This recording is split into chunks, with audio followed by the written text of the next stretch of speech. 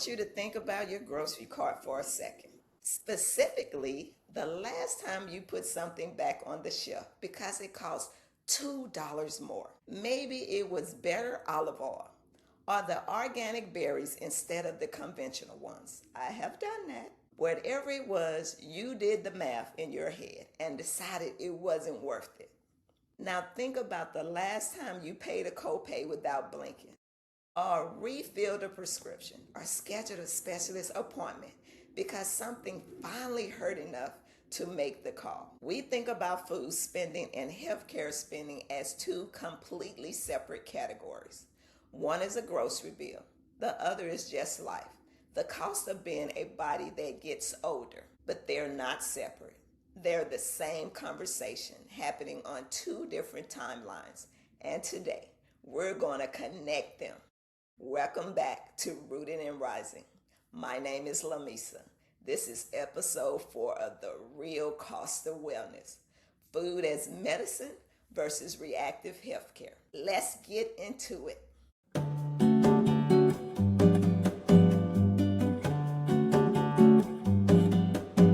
You've probably heard some version of this stats. 90% of healthcare spending in America goes towards treating chronic disease. It's been repeated by government agencies, wellness brands, and more than a few podcasts. Here's what it actually says. About 90% of healthcare spending goes towards people who have at least one chronic condition, not spending that specifically treats the chronic condition itself. If you have diabetes and you break your arm, the ER visit counts toward the 90%. Even though it has nothing to do with your blood sugar. This is exactly the kind of number the wellness industry and, frankly, plenty of legitimate health institutions round up because the roundup version is punchier. Chronic disease, a lot of it linked to diet, activity, sleep, and stress. It is the single biggest driver of healthcare spending in this country. And unlike your genetics or your age, what you eat is one of the few variables you actually have some control over. There are two kinds of health spendings, and we treat them completely differently. Preventive spending. This is the extra few dollars for better ingredients. The farmer's market instead of the drive-thru. The time spent cooking instead of ordering in. It's quiet, it's incremental, and this is the key part. It doesn't feel like it's doing anything. There's no receipt that says this lowers your risk of type 2 diabetes by X%. The payoff is invisible, which makes it easy to relegate. Reactive spending. This is the copay, the medication, the procedure, the specialist. It feels mandatory because by the time you're spending it, it is. Nobody skips the cardiologist appointment to save money the way they skip the good olive oil. Reactive spending has urgency on its side. Preventative spending never gets the urgency until it's too late for it to be preventative anymore. This isn't about fear. It's about noticing that we've been taught to treat food spending as optional and healthcare spending as fixed, when a meaningful amount of that fixed spending is downstream of years of optional decisions. I want to be careful here because just eating healthier is not that expensive. Can be a dismissive thing to say to someone dealing with a food desert, a packed schedule, or a family of picky eaters. Those barriers are real, but it's also true that some of the most nutrient-dense foods available are also some of the cheapest per serving. Dried or canned beans and lentils, oats, frozen vegetables, canned fish, seasonal produce, rice. Meanwhile, a lot of what markets itself as healthy, pre-washed, individually packaged, superfood branded carries a premium that has more to do with convenience and marketing than nutrition. Frozen produce deserves a specific mention here because I think it gets an undeserved reputation. Vegetables and fruits that are frozen at peak ripeness typically retain their nutrient content just as well as fresh, sometimes better, since fresh produce can lose nutrients during transport and storage. Frozen is not the compromise option for a lot of households. It's the smart one. The point isn't that eating well is always cheap and easy. It's that the price tag isn't the whole story. It's worth knowing which parts of healthy you're actually paying a premium for. Food as medicine gets used a lot right now.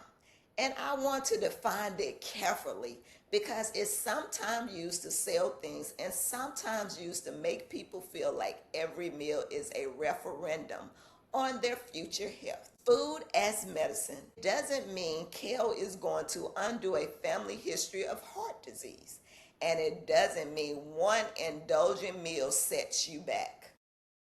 My Friday meal. What the research actually support is more modest and useful.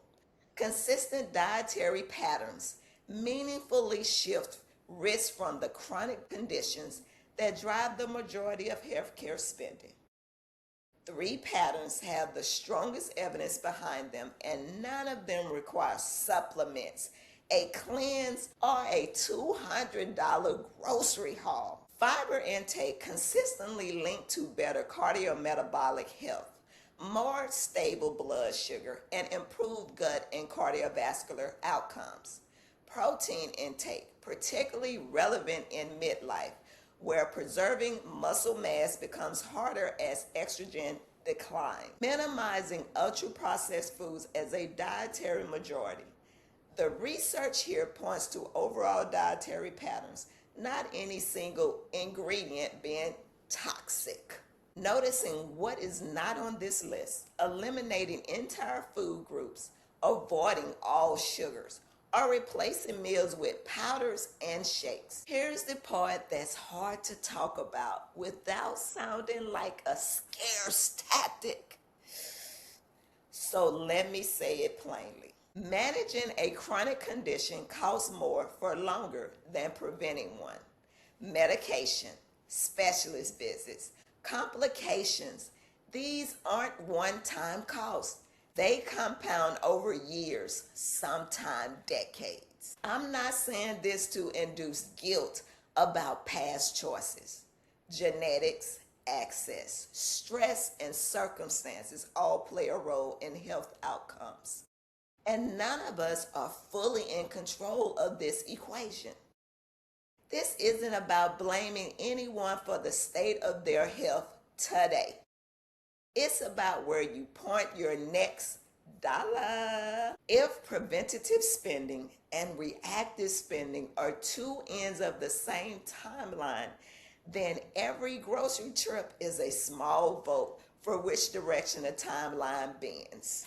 Not a guarantee, a vote. Let's make this useful. Here's a simple framework for building a cart that leans preventative without requiring a nutrition degree or a bigger budget. For most items in your cart, ask whether it's giving you protein, fiber, or both. Beans, lentils, eggs, yogurt, oats, whole grains do double duty. If a category of your cart, snacks in particular, is consistently giving you neither, that's worth a second look, not a full ban. And before checkout, run it through 4 quick questions. Is this mostly one ingredient or a list I can't pronounce? Does this give me protein, fiber, or both? But I still buy this if it costs the same as the more processed alternatives. Am I buying this out of routine or intention? You don't need a perfect cart. You need a cart that's leaning in one direction more often than not. That's the whole shift from reactive to intentional that this series keeps coming back to. Here's your takeaway. Food as medicine isn't about eating perfectly. It's about noticing that every grocery trip is either preventative spending or a missed opportunity for it, and redirecting your dollars accordingly without guilt and without extremism. Next episode is the last one in this series, and it's the one that's going to tie everything together. Episode 5, Building an Intentional Wellness Budget. We're going to take everything we've covered: the wellness tax, the produce aisles, the supplement drawers, and today's grocery cart, and turn it into an actual number you can plan around. If this episode changed how you think about your next grocery trip, share it with someone who needs to hear it. Leave a review. It genuinely helps more women find this show. And come find me at Lamisa Wellness Collective on Facebook, and Lamisa Caradine on LinkedIn, and at Lamisa Caradine on Instagram. I'll see you next time. Stay rooted, keep rising.